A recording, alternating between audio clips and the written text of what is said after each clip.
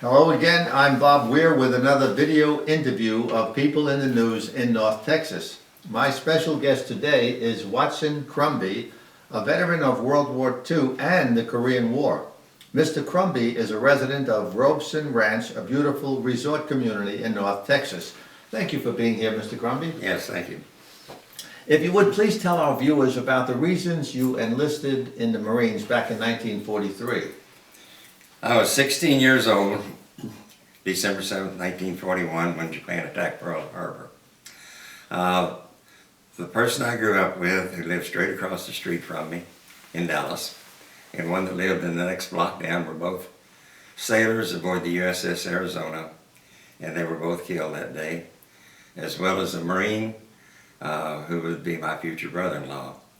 Also, another Marine who had been captured in the Philippines and survived the Bataan Death March.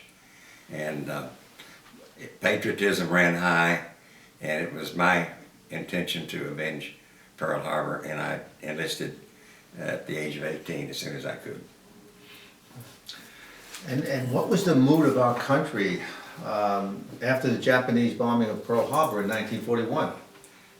Patriotism ran very high, and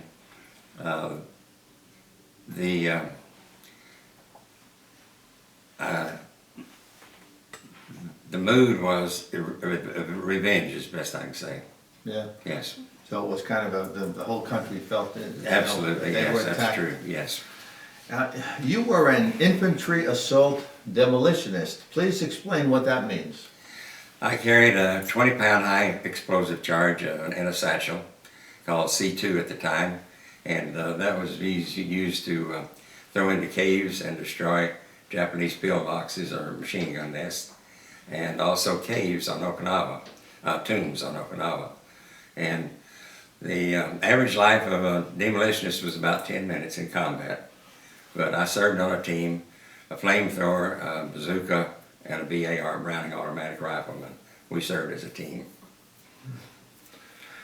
You know, there are several well-known terms and names connected to the Second World War. For example, the Bataan Death March, the invasion of Saipan, the battles of Guadalcanal and Okinawa, they were all part of the World War II experiences. I understand that you and your regiment fought for 82 days straight to capture Okinawa. Yes. We landed on April the 1st, Easter Sunday, 1945. It was also April Fool's Day, and we landed unopposed. It was known as the damnedest battlefield because there was no opposition. And for 7 days, we did not see any Japanese, and then we were ambushed. And the 6th Marine Division, which I was a part of, took the northern half of Okinawa, and then we were sent south, where the Japanese commander had formed an underground line of defense, and that's where most of the battle took place. 82 straight days, my goodness. That's incredible. What was it like getting food and water and stuff like that? I mean, you were well supplied? We lived on rations for the 82 days. And yes, we had plenty of water. And the defense line I was mentioned there was, we were involved in a series of hills known as Sugarloaf. And Sugarloaf we captured 11 times and lost it 10 times in a period of 7 days.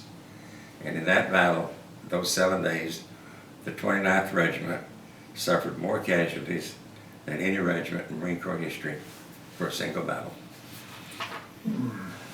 When that war ended, you enlisted in the reserves as an artilleryman. A few years later, the Korean War began and you were back into the action. What was that like? After being discharged in World War II, I felt that war with Russia was imminent. And I did not want to go back to war with Russia as a demolitionist. So I enlisted to get my, what we call MOS, Military Occupation Specialty, changed to artilleryman.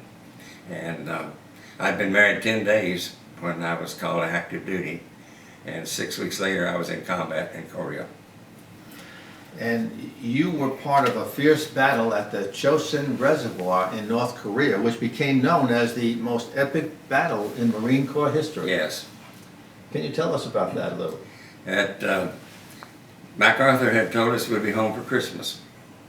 And everyone was quite happy, and all of a sudden we found ourselves surrounded 15,000 United Nations troops by 120,000 Chinese, with orders to annihilate us to the last man.